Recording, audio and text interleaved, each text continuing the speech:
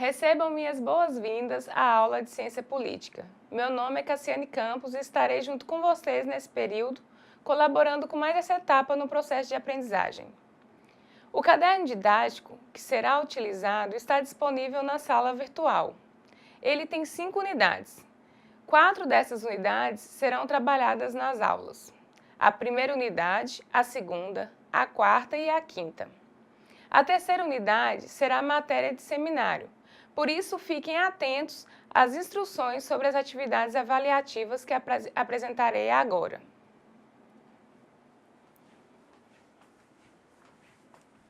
Começaremos com o conhecimento do plano de ensino que iremos trabalhar nessa disciplina. O curso que nós estamos é o curso de Administração Pública. E essa disciplina de Ciência Política, ela é muito importante para que vocês compreendam os processos políticos dentro da gestão pública. A disciplina pretende trabalhar conceitos básicos em ciências políticas ao invés de objeto. Fundamentos teóricos das ciências políticas, formas de governos e regimes políticos, representações e sistemas partidários. O objetivo dessa disciplina é proporcionar conhecimento mais amplo e integrado do funcionamento do sistema político e sua relação com a vida das pessoas na sociedade, em geral, e com a administração pública em particular. Então, durante a disciplina, nós vamos compreender os conceitos básicos da ciência política, conhecer as teorias fundamentais da ciência política, identificar as principais formas de governo e os regimes políticos existentes nas sociedades contemporâneas e aprender as formas de representação política e de organização dos sistemas partidários e reconhecer os períodos da história do Brasil republicano e compreender algumas das principais características da democracia instaurada no país desde a Constituição de 1988. Vocês estão vendo aí o conteúdo programático, né, que vai seguir o roteiro do caderno didático, que está disponível na sala virtual. E a metodologia da disciplina, ela vai acontecer de forma dialógica, com atividades à distância e presenciais. As atividades à distância serão realizadas no ambiente virtual de aprendizagem, né? E isso inclui a leitura do caderno didático, a participação no fórum de discussão, o envio de atividades no ambiente virtual de aprendizagem e assistir às aulas disponíveis no ambiente virtual. Sobre as avaliações. Os aspectos que serão avaliados são a compreensão dos conceitos e fundamentos apresentados nas videoaulas e no caderno didático, capacidade de sintetizar o conteúdo da disciplina e capacidade de expressão oral e escrita do conteúdo da disciplina. Os instrumentos de avaliação serão o mapa mental, a avaliação objetivas e discursivas, o seminário e as outras atividades avaliativas. Vamos conhecer agora o planejamento das atividades avaliativas. A primeira atividade que vocês vão fazer hoje, ao final da aula, é essa atividade prática, que é muito importante para que vocês compreendam um pouco mais sobre a ciência política e como ela se aplica ao Estado, né? Principalmente dentro do contexto que nós vivemos de democracia. Então, eu peço que vocês dividam a turma em grupos de 5 pessoas e essa turma deverá realizar uma pesquisa sobre como é feito um mapa mental. Então, inicialmente, vocês vão pesquisar o que é um mapa mental. Se tiver gente na sala de aula que já saiba o que é mapa mental, converse com os outros colegas, explique, porque vocês vão fazer um mapa mental juntos. Então, cada grupo vai escolher ou sortear um desses temas que está aí abaixo, né? São 3 temas que vão ter que ser divididos aí na turma de vocês. Um tema é o poder executivo, o outro o poder legislativo e o poder judiciário. Em todos os mapas mentais que forem construídos aí na sala, explicando o que é cada poder desse, deverá possuir pelo menos um exemplo de cargo político que está sendo, do cargos políticos do poder que está sendo sintetizado através do mapa mental. Né? Então, vocês vão começar a fazer, por exemplo, poder executivo. Aí vocês vão começar explicando o que é o poder executivo, quais são as funções do poder executivo dentro do Estado e quais são os cargos do poder executivo. E como que se alcança, como que se consegue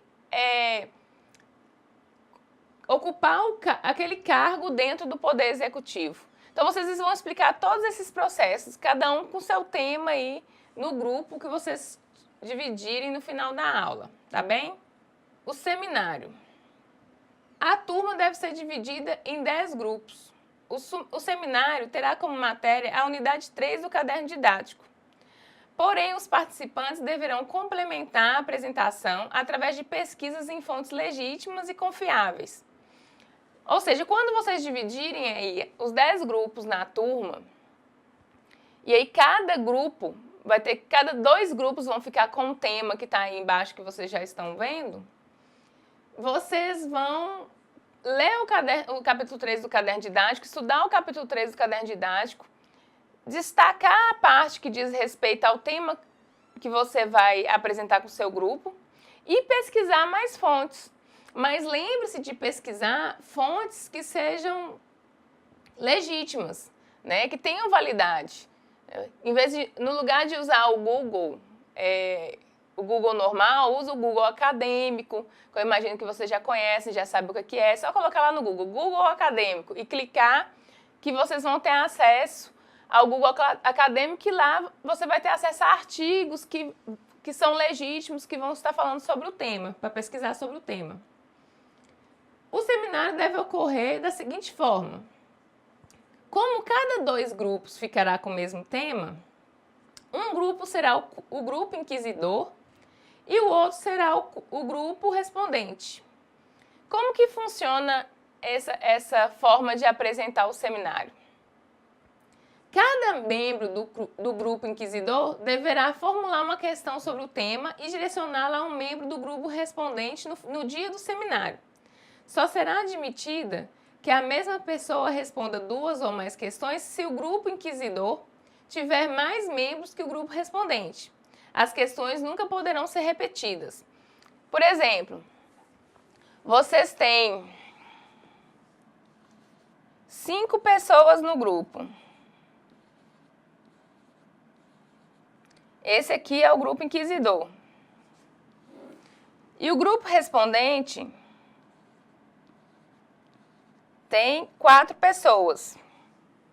Então, um vai fazer uma pergunta para um, o outro vai fazer a pergunta para o outro, esse vai fazer pergunta para esse vai fazer pergunta para esse, vai ficar faltando uma pergunta. Aí você pode repetir a pergunta para a mesma pessoa, né?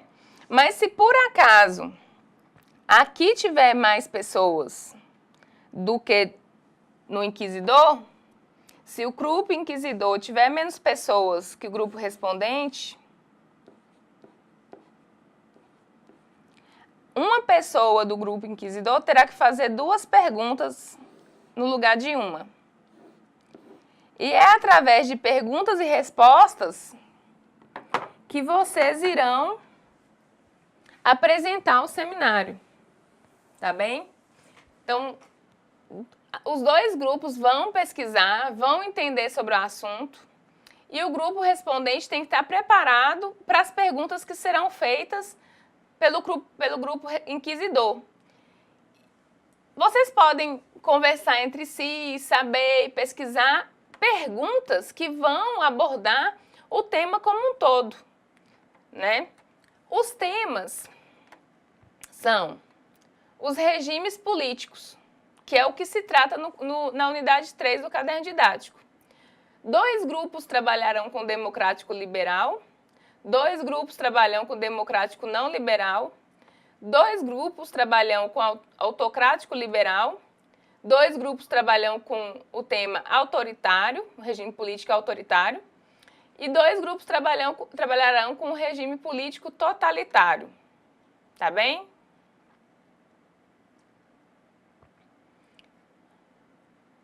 A atividade avaliativa, atividade de aprendizagem, eu selecionei questões que estão dentro do caderno didático.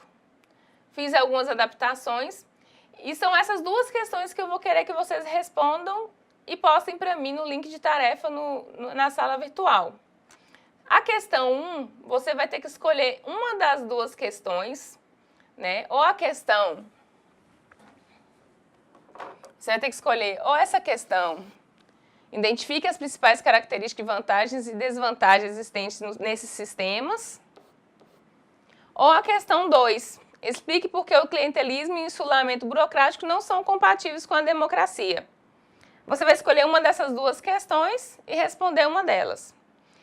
Na questão 2, você vai pesquisar um exemplo de experiência de participação democrática no seu município ou estado, ou mesmo em qualquer região do país. Ele pode ser relacionado a uma política pública ou uma experiência bem-sucedida em alguma instituição pública. Relate o caso e procure demonstrar como ele significou a ampliação da democracia local onde ocorreu. Então, a atividade é essa, escolher entre uma dessas duas questões e responder essa questão aqui, tá bem? Espero que as orientações tenham ficado claras. Qualquer dúvida, registre no ambiente virtual ou entre em contato com o tutor. Vamos à aula.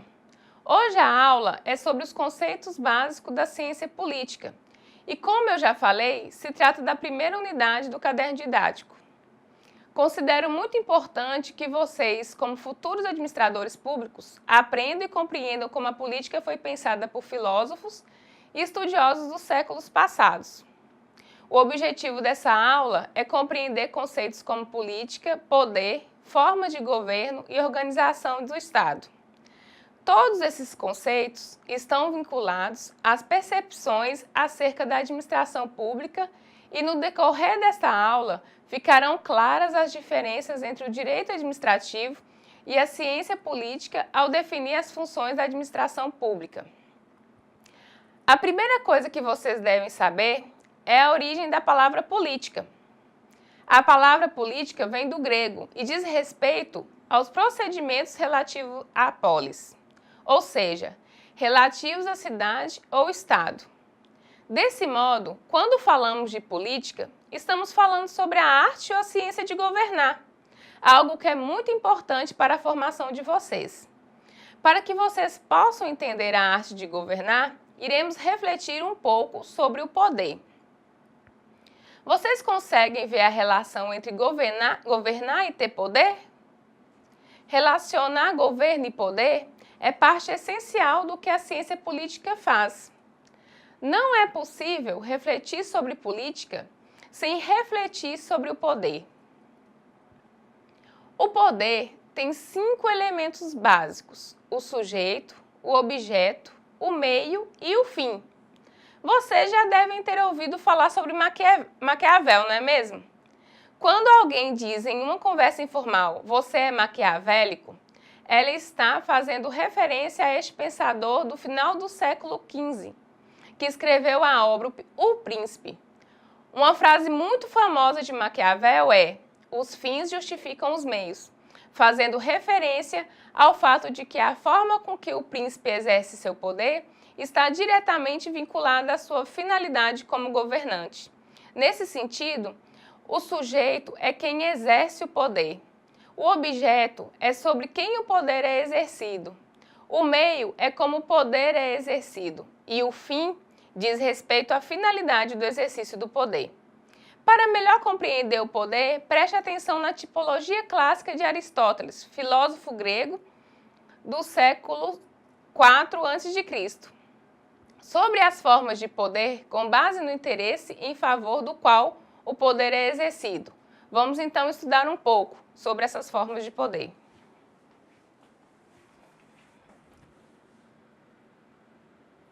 Como eu já falei, nós vamos aqui então entendendo a relação entre o Estado, o poder e a política. E para isso, vocês vão compreender as formas de poder de Aristóteles, que é um filósofo que primeiro falou sobre essas formas de poder e como isso influencia diretamente as pessoas. Ele vai falar sobre o poder paterno, que é o poder do pai sobre os filhos no interesse do filho. Então, quando você fala do poder paterno, que você fala, essa pessoa tem uma autoridade paternal, é porque ela exerce o poder, mas o interesse dela é que o filho tenha alguma vantagem, que seja o cuidado do filho. Ao exercer o poder, ele está pensando em quem ele está exercendo o poder, sobre quem ele está exercendo o poder. O poder despótico é exercido pelo senhor sobre o escravo, no interesse do senhor. Então, o poder despótico é aquele poder que é exercido quando a pessoa pensa em si. Então, ela exerce o poder pensando nela mesma, né? Pensando nas benesses e nos benefícios que aquela dominação vai reverberar para ela. Já o poder político é exercido pelos governantes sobre os governados no interesse de ambos. Então, dentro do poder político,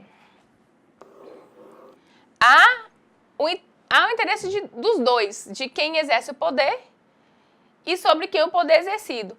Ele vai falar que o poder político, ele é mais interessante, né? Aristóteles vai focalizar o fato de que dentro das 3 formas de poder que ele está discriminando, que o poder político é mais interessante, pois é uma forma de dominação em que os governantes e os governados, a pessoa que exerce o poder e a pessoa que tem o poder sobre ela, tem interesse naquele processo.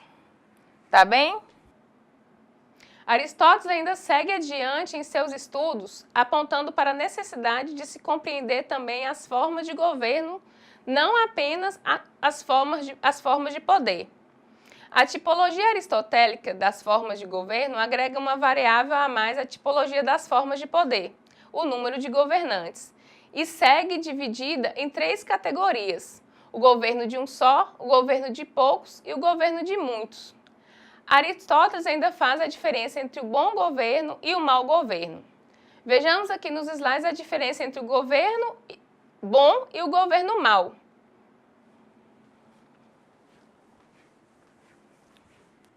Vamos aqui entender um pouco sobre as formas de governo para Aristóteles, a diferença entre o bom governo e o mau governo. Como já tenho falado, ele vai falar que há o bom e o mau governo de um só, de poucos e de muitos. Quando ele fala do bom governo, ele está falando que a forma de governo é aquele poder político que ele está falando anteriormente, né, na forma de poder. Então, a pessoa que está governando, ela está pensando na coletividade, tá? Quando ele fala do mau governo, ele está falando que o governador não está pensando na coletividade, ele está pensando em si próprio. Então, vamos ver tipos de formas de governo existentes que nós conhecemos na história. Então, o governo de um só, que é considerado por Aristóteles um bom governo, é a monarquia. O governo de poucos, que para Aristóteles é considerado um bom governo, é a aristocracia. Um governo bom, que é o governo de muitos, para Aristóteles, é a politeia, tá? No mau governo, que o governador pensa apenas em si, nos seus interesses, o de um só é chamado tirania. O de poucos, chamado oligarquia. E para Aristóteles, o que é muito curioso e que vocês precisam prestar atenção é a democracia, que é o governo de muitos, mas pensando só em si. Por quê?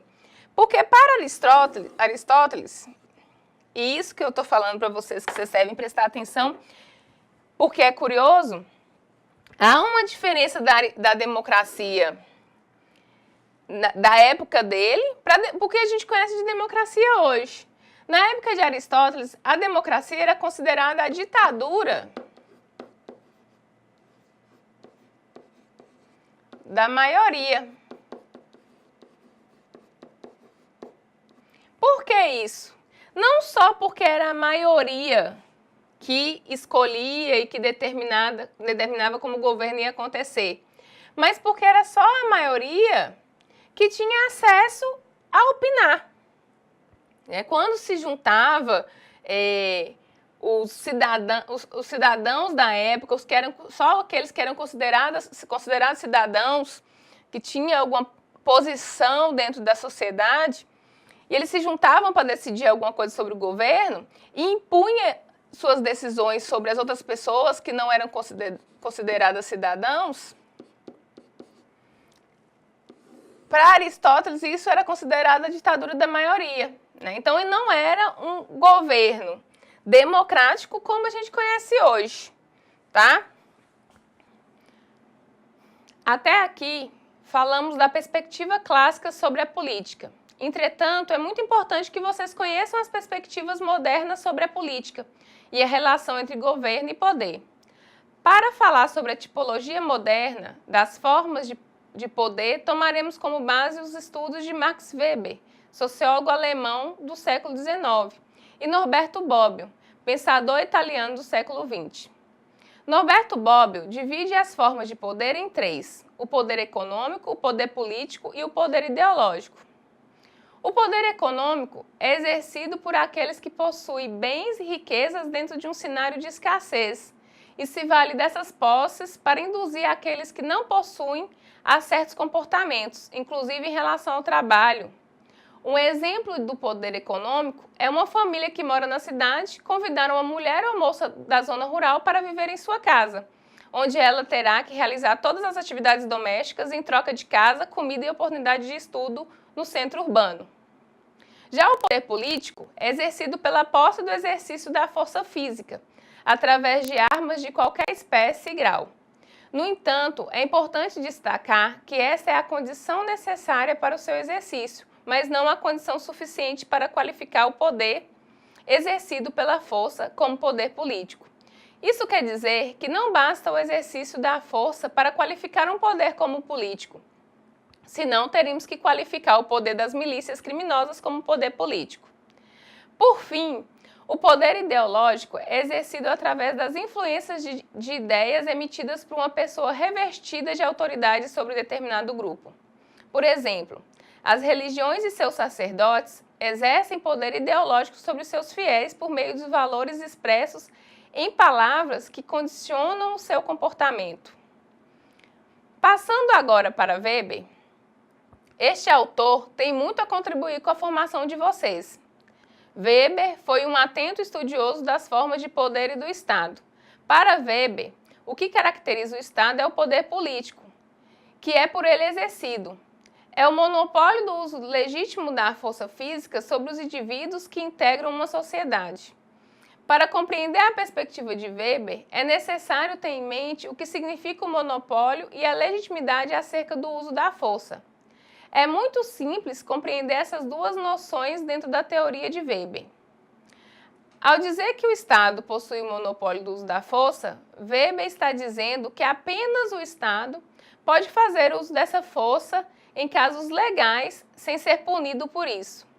Diretamente ligado a essa explicação está a legitimação do uso da força física, pois entende-se que o uso da força física pelo Estado terá como finalidade proporcionar segurança à população. Por isto, a população a autoriza. O autor que explica quais são as principais características do poder do Estado é Bobbio. Ele explica que existem três características fundamentais, que são a exclusividade, a universalidade e a inclusividade. A exclusividade diz respeito ao uso da força física que já comentamos antes e que também é tratada por Weber. A universalidade diz respeito às decisões que o Estado deve tomar, decisões essas que devem levar em conta toda a coletividade.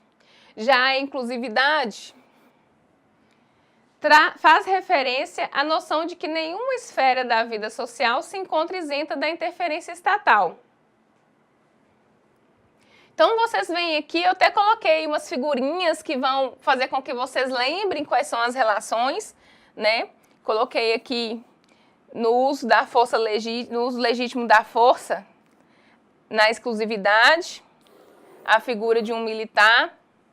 Na inclusividade, que é o que vai nos dizer que o Estado pode interferir em regras e comportamentos que têm a ver com questões particulares, né? Eu coloquei aqui a casa, né? Por exemplo, a gente tem a Lei Maria da Penha, que vai inferir sobre questões particulares na nossa vida, e outras, como o Estatuto da Criança e do Adolescente, né? Que a pessoa pode pensar que a criação do filho dele tem a ver apenas com a forma com que ele pensa e com a cultura da família dele, da maneira de educar.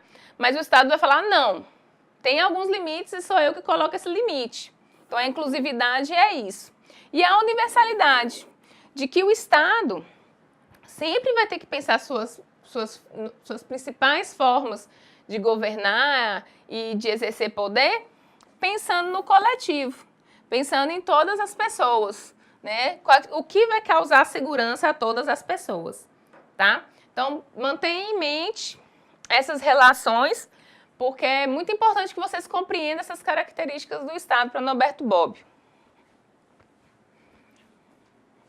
Se você tem prestado atenção nos noticiários hoje em dia, provavelmente tem escutado muito se falar sobre o judiciário e o legislativo brasileiro. O Estado brasileiro divide o seu poder em 3 poderes: o executivo, o legislativo e o judiciário. Esta forma de organizar o Estado foi pensada por Maquiavel. Ele explica que esses poderes possuem funções fundamentais das quais decorrem todas as outras funções e ações do Estado. A função legislativa refere-se à prerrogativa de instituir as normas e o ordenamento jurídico que regem as relações dos cidadãos entre si e com o Estado. A função executiva, exercida por meio de um conjunto de instrumentos administrativos e coercitivos, tendo em vista assegurar o cumprimento das normas. E a função judiciária, que diz respeito à prerrogativa de julgar a adequação ou inadequação dos casos e atos particulares às normas gerais. Como vocês irão realizar uma atividade sobre esses 3 poderes no final dessa aula, não aprofundarei muito nas explicações sobre eles. Lembre-se de apontar no mapa mental exemplos de cargos políticos do poder que sua equipe será responsável. Contudo, é muito importante destacar que, ao propor a divisão funcional do poder, Montesquieu não pretendia dividir o poder do Estado. Para ele, o poder do Estado é uno e indivisível. O que vemos em sua perspectiva política é a divisão de funções dentro do Estado. Atualmente, existem 2 tipos de Estado quanto à sua organização interna: os Estados unitários e os Estados federativos. O Estado unitário é formado por um único Estado, existindo uma unidade de poder político interno, cujo exercício ocorre de forma centralizada. Qualquer grau de descentralização depende da concordância do poder central. O Estado federativo, ou federação, possui diferentes centros de poder e autonomia entre diferentes esferas de governo. Aqui é importante destacar e diferenciar a federação da confederação. Na confederação, os estados constituintes não abandonam sua soberania, ou seja, eles não passam ou transferem sua soberania ao Estado federal. Pesquisem aí o que caracteriza a soberania do Estado. É muito importante que vocês comecem a familiarizar com esses termos, tão presentes na administração pública. Dê uma pausa aí no vídeo e pesquise um pouco sobre o que é soberania. Vocês sabiam que o federalismo tem origem ideológica na Revolução Americana de 1776, contra a coroa inglesa? A partir de ideologias revolucionárias, os colonos americanos criaram uma nova forma de governo que possibilitaria que as colônias se organizassem para seguir suas próprias leis, suprimindo as limitações do comércio e da indústria imposta pela coroa. Antes do surgimento da federação, existiam 3 formas de governo conhecidas no mundo: a república, a monarquia e o império.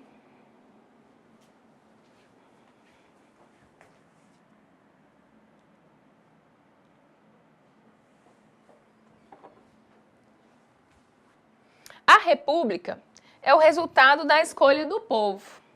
Na antiguidade, Roma e Atenas organizaram-se como repúblicas durante certo período, assim como Veneza e Genebra durante a Idade Média e a Renascença.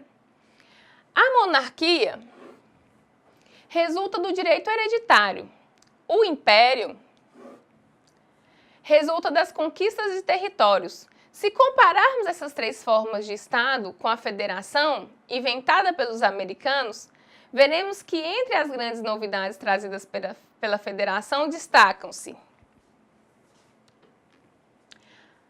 a compatibilização da república com o Estado, que estende seu domínio por um amplo território, a invenção do presidencialismo, que significa, a grosso modo, a constituição de um monarca temporário por escolha popular ou exercício por tempo determinado da mais alta magistratura por uma pessoa escolhida por meio de eleições. E a criação de um ordenamento estatal composto de duas esferas de governo autônomos, regido por uma Constituição que determina a distribuição das competências entre a União e os Estados-membros. Então, qual é o papel da administração pública dentro desse cenário conceitual? Para que você compreenda o papel da administração pública, é necessário compreender a preponderância do executivo no Estado ou do governo.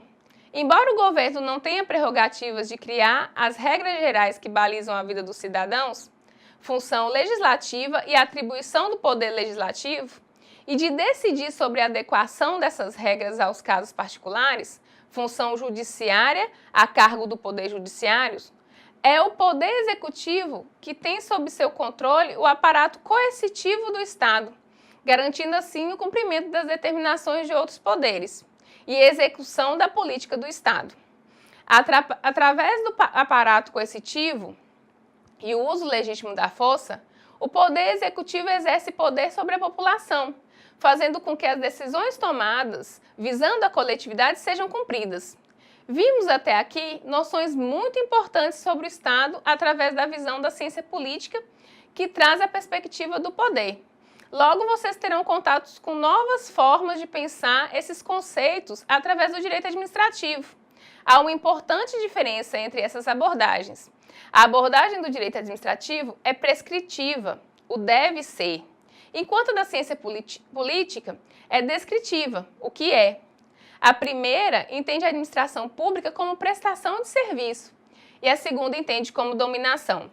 A administração pública sempre exerce poder ao prestar serviços à sociedade, lembre-se disso. Na próxima aula, vamos entender um pouco mais sobre os fundamentos teóricos da ciência política. Bons estudos e até lá!